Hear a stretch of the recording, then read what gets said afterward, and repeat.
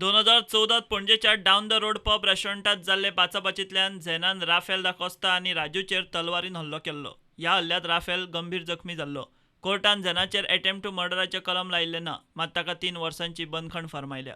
Accused Jain MLA has been convicted under 326 for imprisonment of 3 years and 50,000 compensation to the victim, and in default of imprisonment 3 years, simple imprisonment 3 months, and already he has undergone for 8 months that will be set off, and he has been acquitted for section 307 and 201 of APC. So also the court has passed order that 50,000 should be paid to the victim within 10 days from today.